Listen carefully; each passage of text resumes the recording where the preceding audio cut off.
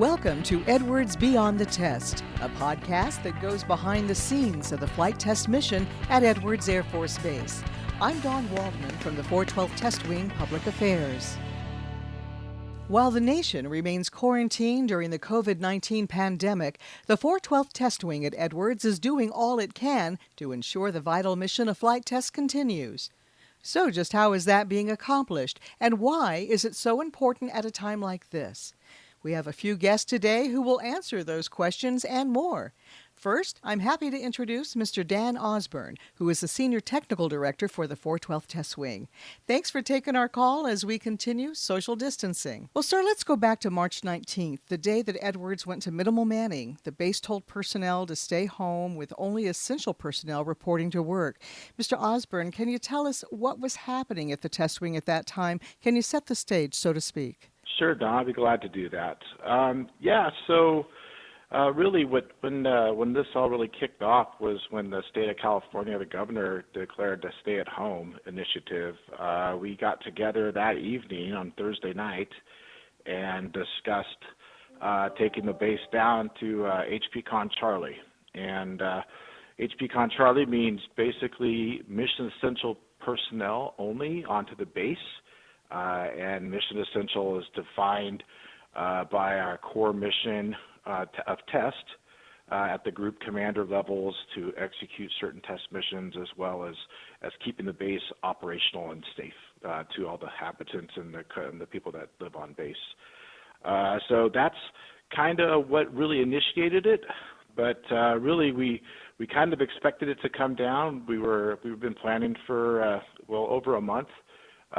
Talking about it and then working pretty hard diligently 2 weeks before that. So, sir, when we did go to Health Protection C or Charlie, the base was very prepared, as you're saying. Weren't we one of the first in AFMC to take this route? Yeah, we were, Don. We were actually one of the first out in the front there. Our state of California was the one of the top states at that time, based on our geographical location. That put us being close to Los Angeles and Kern County area. That put us into a HPCon Charlie faster than some of the other bases within the command. So we were out leading the front part of that, for sure. So then how far in advance did the planning begin? So I remember back in February, actually, of starting to set some expectations that probably would be going into some type of environment here soon. And it's a good thing our leadership had that forefront. I do know that our commander went to the Senior Leadership Conference back in early March, and I remember our first dialogue on the Friday, actually I believe it was 6 March, is when we started kicking around and started putting stuff to paper in regards to criteria of what each HPCon would look like at Alpha, Bravo, Charlie, and Delta. So our wing commander was very proactive. On April 1st, sir, the 412th Test Wing finally was able to resume flight operations after we'd shut down for a little bit. And once again, now there are aircraft in the skies over the Aerospace Valley. It is wonderful to hear them. What was it like to get those missions back on track? Can you describe some of the missions or aircraft also that are back flying? Yeah, Don, that's a good question, and that's a really good question, and it's super important to our warfighters in our country. So April 1st was a good day. It was no April Fool's Day. We actually did have F-22 flight. That was our first mission out of the gate there on that Wednesday, and then we also did F-35 tests on a critical test on Thursday, which had people coming in the control room to execute a very important mission that we had on our plate. We also had C-17s flying. We had Global Hawk flying. So basically, we've had F-16s that have been flying as well. We're working with our foreign military sales, and a lot of people wonder why foreign military sales is a critical mission essential, and it's put it into perspective is our allies need to have the best war-winning capabilities as well. The better they can fight in their area, that actually saves our airmen from going over and have to fight as well, right? So having them have the best superior weapons that they can have actually is a best deterrent, and it helps our country and save our servicemen from being in harm's way. So that is very mission essential, and people don't see it sometimes as mission essential, but when you look at it through that lens, it's very, very, very important that we do help our allies. And so right now we're pretty much picking certain programs. How it works is we have a list of at each of our combined task force of test missions that they have, and they'll bring that list to the ops group commander, and then he will work that through up, and then every mission essential currently, every mission essential mission is approved at Colonel Heiger's level, and that sets the tone for the next week.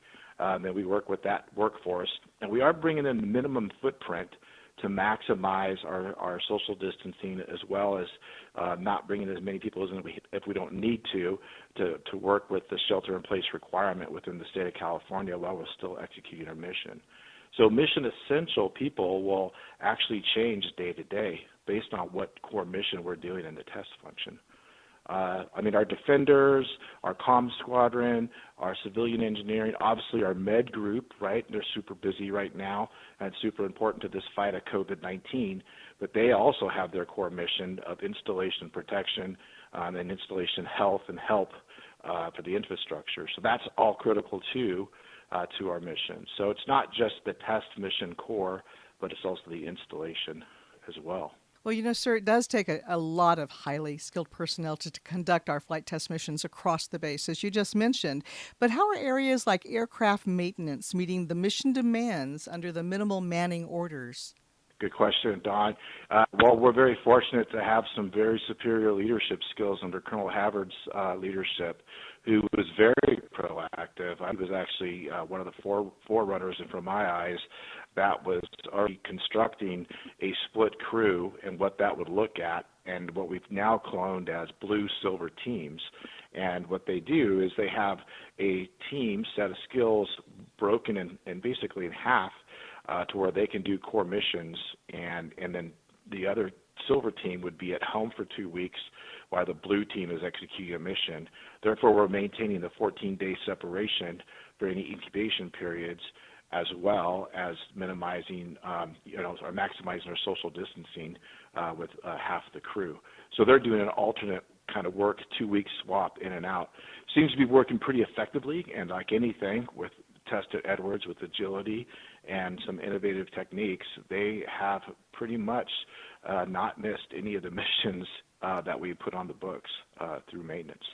So great leadership and a great core of maintenance personnel doing that hands-touch labor to get the jets ready for up and away, and then prepping them when they come back down and land. So, sir, you just mentioned innovation. Once that decision was made to resume flight test operations, what was the response across the wing, especially with a nod toward innovation? I'll be honest with you. We've had an innovation culture buzz with our previous 2-3 commanders, right? And I believe innovation is just in the culture already at Edwards, just by what we do in our mission. But, creative ways, the forecasting, right, of knowing that we're going to have to split crews and see how they would split it, doing that way in front before it even came down was pretty impressive to me. There's other things. There's one thing I learned about that I thought was very innovative on instrumentation. So on our very first mission on April 1st with the F-22, the instrumentation team came up with a way to actually do checkout of the telemetry system on the airplane prior to not having to go into the control room. So they were trying to minimize their people that had to go into the control room in a confined workspace, so we can have the key component people that need to be in that mission. And so they were able to do some innovative techniques to check out the TM beforehand and not have to be in the control room. Now what that does, it did take a little additional risk in regards to technical risk, but no safety risk, just to make sure that we didn't have any dropouts of telemetry data systems. But we didn't, fortunately. But another innovative technique that we've already shared, or that they shared across F-16, F-35 missions, so they could do the same thing. But that came right out of the gate on the first day mission. Also, hasn't the 412th Range Squadron come up with an innovative sanitization method for their areas? Yeah, so that was very impressive. Very impressed with Mr. Rubino's leadership skills and his whole range team.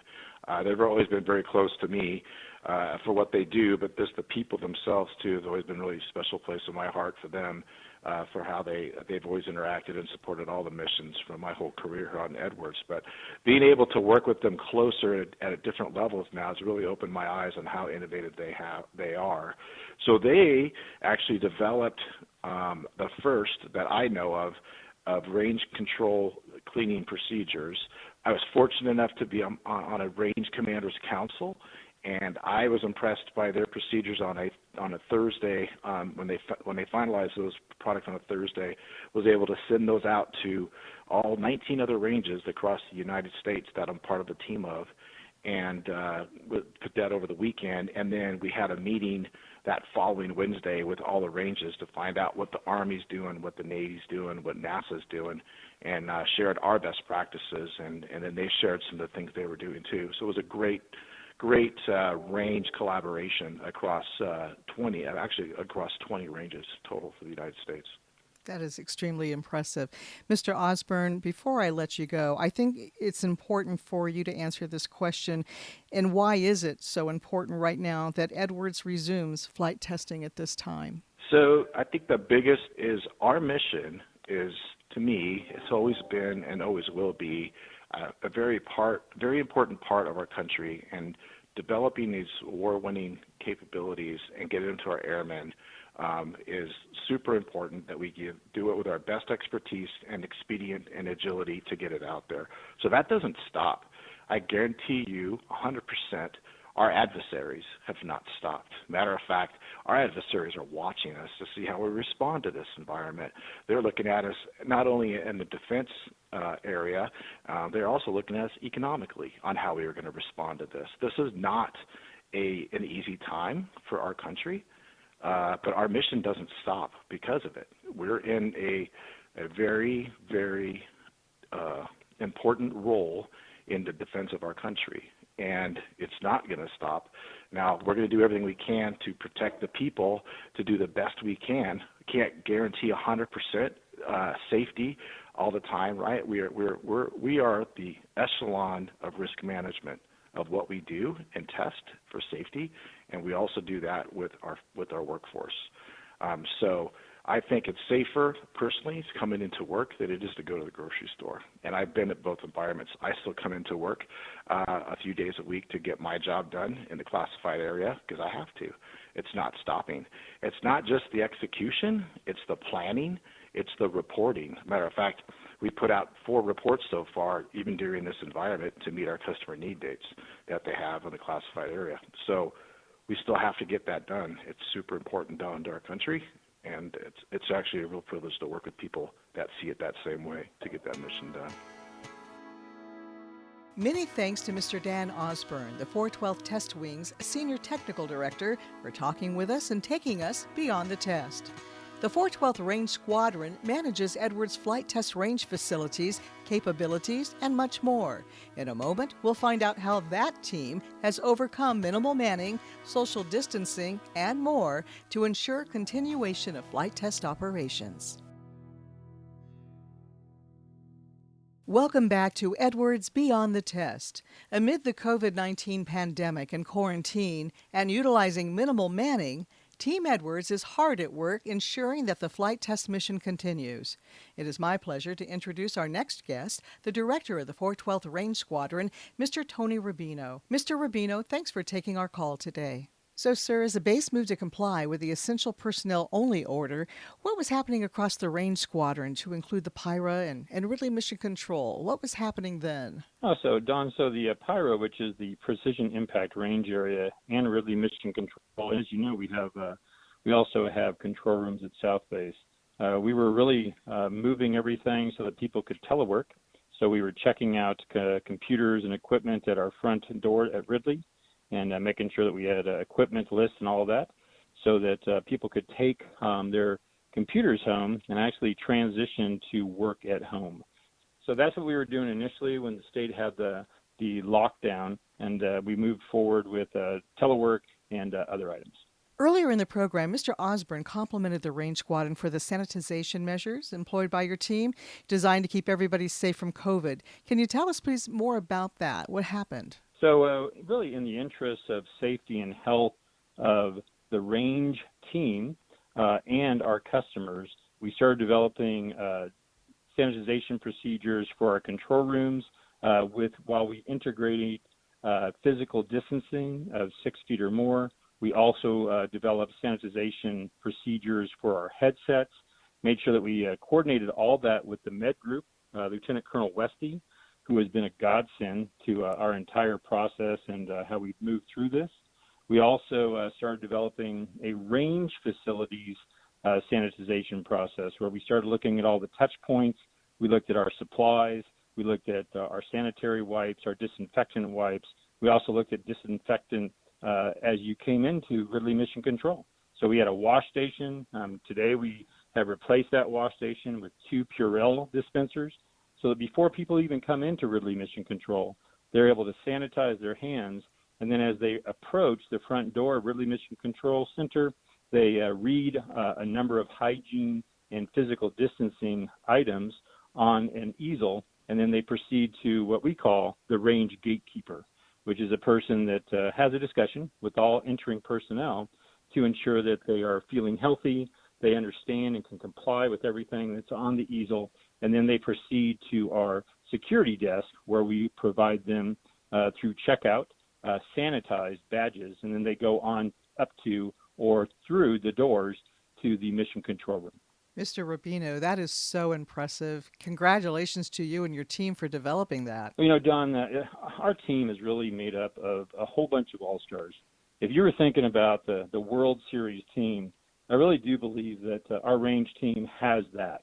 And if you were to play in a game today, our range team, you would have people that were pinch hitters, you would have people that were outfielders, you would have people that are catchers, people that come off the bench and go in and just knock it out of the park. And we're not talking about just a home run. We're talking about grand slams every day. Don, you know, in the last 4 years, we have had 1 range cancellation. And that's just an impressive record when you look at what this range team has done and continues to do. And it's really the passion of so many members on our range team that makes that happen day in and day out. Well, sir, you know, speaking of the operations there, normally the 412th Range Squadron is a busy place. It's working fast and in support of the flight test mission. But how is the work now being completed, though, with minimal manning? Are you using the silver and blue teams approach? So, Don, we are using the blue and silver teams. We are actually wrapping up the silver team this week, and then Monday we start with the blue team. That has proven to be very helpful and very strategic for us. And obviously, it really changes the resource pool.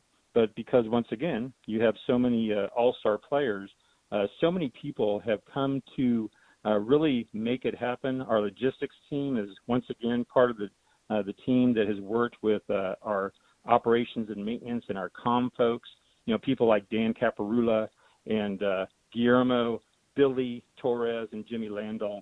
Those people have just been amazing. And really, it was Dan Caparula that came up with the headset sanitization procedures. And those are really the details coordinated with Lieutenant Colonel Westy from the Med Group that gave us those procedures today that said, hey, you really should be setting those aside for 72 hours. We took it an extra step, and we set those headsets aside for 96 hours in between uses so that we can ensure that not only the control room, but those headsets have gone through a very strict adherence and process to be disinfected and sanitized before the next test team comes into that control room. Mr. Rubino, you know, often flight tests requires collaboration at the center level, the Air Force Test Center level, with ranges at Eglin Air Force Base and other areas. How are the distributed test operations going at this time? Don, that's a great question. You know, so many people so often think of distributed test operations as you're flying in a control room supporting a test at Eglin. And so a lot of people think of distributed test operations like that. But a lot of times we have missions where we have aircraft, fighters, flying over the Pacific Ocean. And we're monitoring them real time at Ridley Mission Control Center at Edwards Air Force Base. And that is distributed test operations. And as you've seen, what's now called, distributed test operations, DTO, you're really seeing that extend across to a number of different platforms. And it shows tremendous promise, especially when you have challenging times like this. So maybe you want to do some different things to protect the safety and health of your personnel. It has a lot of promise, and we continue, like I said, we continue to do that many days a week, and sometimes it's 5 days a week where we're doing a local area DTO, or we may be doing DTO across the nation at different times throughout the week or different times throughout the month. Okay, so let's take a moment. Let's go back and talk about the team that makes up the 412th Range Squadron. We have a very diverse team.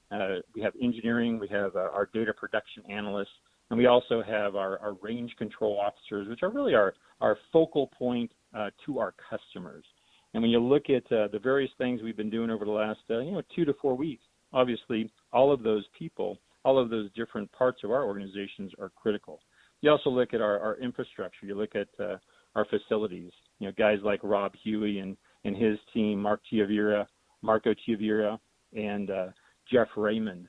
That facilities team continues to support our range facilities that continue to support the mission, our control rooms, our backup battery systems, all those different kinds of things. And then also you have, once again, you have our logistics team that has supplied all the different materials needed to not only keep our control rooms sanitized, but also to keep our entire facilities sanitized for the safety and health of our personnel. Mr. Rubino, before I let you go, is there anything you'd like to add? Yeah, once again, I think that this range team continues to make it happen. And you have a range team that's just passionate for the mission and the customer, and obviously all that results in serving our warfighter to provide them the best tested capability. Many thanks to Mr. Tony Rubino, Director of the 412th Range Squadron, for talking with us and taking us beyond the test. The COVID-19 pandemic has not stopped the Edwards mission as operations continue to run, though some limited, across the base. In a moment, we'll visit with the U.S. Air Force Test Pilot School and learn how both the school and students accomplished a path forward. The U.S. Air Force Test Pilot School is located on Edwards and was hit pretty hard by the quarantine and minimal manning caused by the COVID-19 pandemic. Colonel Ryan Blake is the school's commandant. Sir, thank you for taking our call and welcome back to our program. Well, sir, we've been talking about the return of flight operations on base, and of course, TPS is part of flying, but you're also an engineering school with both a junior and a senior class that's operating simultaneously. Has everything come to a halt? How's it going? Well, so we did have to make a whole lot of changes to be able to operate in this current environment. Fortunately, I can say that TPS absolutely did not come to a halt. Now, we did have to pause our flight operations for a few weeks while we worked within the test wing and worked with our own procedures to have a properly risk-mitigated approach to return to flight operations. But I've actually been really impressed at how quickly all of our instructors and the rest of the staff have put together options to continue TPS operating during this time. As a matter of fact, it was from the time that everything really heated up with the COVID-19 response to the time we were teaching online classes was really just a day or two. That is amazing because it is the first time in history you've ever done this. So tell us about that huge effort by the TPS team to get the academics online. Yeah, absolutely. So, we at the Test Pilot School always seem to have more ideas than we have time or bandwidth to use. And so we'd always been looking for a way that eventually we could put our academics online for previous grads to be able to access and to be able to record lectures and have that material available for others. We've just never really had the time or frankly, the push, the necessity to do that. Well, as soon as social distancing became a requirement, we had to put that in place. And so that really, all the ideas that we had percolating before, we had to spring into action. And our staff, frankly, went through some Herculean efforts, and they went from teaching class in a classroom on a Wednesday to teaching class to students at home with instructors at home on a Friday. And so I think it's really been amazing at what they've been able to do. They also, I'd like to say that today we just taught our first simulator session remotely. We had an instructor who was able to, from his own home, be able to operate a simulator here at Test Pilot School. And so only the student was required to get into the simulator, and the instructor was able to social distance from many miles away by operating that simulator remotely. That is so impressive, and congratulations to your team. That sounds like that was very successful, and overall, are the academics online working out? They are. So, I don't think that this is going to be our new normal going forward forever, right? There's still some things that you miss out by not being in person. The instructor can't call students up to the board to help them through a particular problem and things like that. But actually, given the constraints, things have been working remarkably well. Colonel Blake, with all the work that's been taking place to continue the academics, has everything the students need been covered or some areas missing?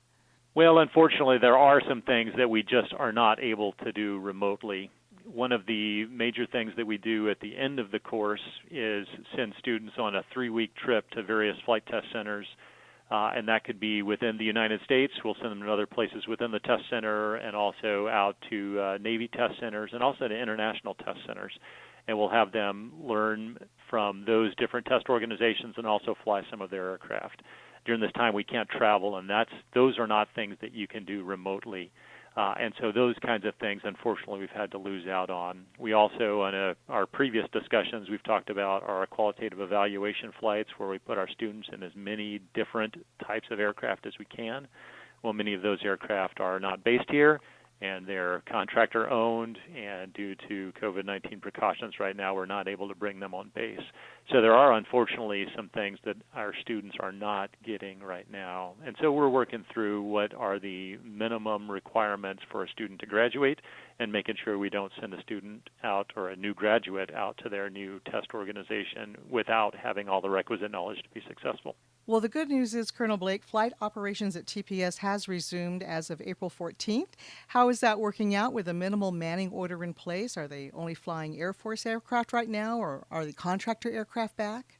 Right now, they are only flying Air Force aircraft, so it's been a real big team effort within the entire 412 test wing in order to get maintain our government aircraft up in the air and maintain not only all the tests that the operations and maintenance group are doing in conjunction with TMG and TNG, but also all of the TPS operations. So because of all of that and because of the requirements of our COVID-19 operations procedures right now, we're only able to fly government aircraft. So that's many of the curriculum flights that we have for the students, but it does not include those contractor-type aircraft. With one exception, we do have some contractor aircraft based at Edwards, like our Learjet, variable stability Learjet, that we are still able to fly. But when you talk about other contractor aircraft, like our qualitative evaluation aircraft, we're not able to do that right now. So, sir, let's talk about that TPS team of yours. They're doing phenomenal work right now. Are they teleworking and able to get the mission accomplished? Yes, absolutely. They are teleworking. We're all teleworking to the max extent possible. And so right now you only come in to work physically in person if you have to. Now we haven't yet figured out how to, fly our F-16s from the comfort of your sofa. So clearly if you're flying an F-16 or a C-12 or a T-38, you're coming in to fly, right?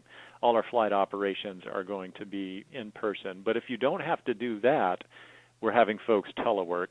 And so, like I talked about, our unique ways that we've gone about doing that, such that we can even do simulators now remotely. So we've got our instructors running those from home. And that goes for our large support staff as well, folks who are doing contracting and finance and other things like that. They are right now teleworking and not coming in if they don't need to. There's, of course, a lot of friction that goes along with that, and I know all of the world is trying to figure out how to deal with that friction right now. But I have been incredibly impressed by the innovative solutions that our TPS staff have come up with in order to telework effectively. Colonel Blake, there's been a lot of innovation to make this happen for TPS. Can you talk about that? Yes, absolutely. And so I think I talked about a lot of our previous desires to implement some new techniques or some new curriculum delivery methods. And they say necessity is the mother of invention. So this current crisis has necessitated us to go out and figure out ways to actually implement those kinds of things. Our staff and our students, frankly, are all innovators at heart. That's why they're in this business. They want to go do new things, figure out how to test new products and get new technology out to the warfighter. And so now they're just taking that passion that they've got for innovating in flight test and innovating in developmental technology, and they're applying that to education. And so that innovation applies to quickly getting operations spun up for online academics and being able to record those and be searchable afterwards for students who need to look back at some academics. Those kinds of things had not happened before, to being able to deliver simulator instruction and things like that online. And just to be able to innovate daily, looking at current constraints that we have. All right, we're not able to use that particular method. Let's do it this way.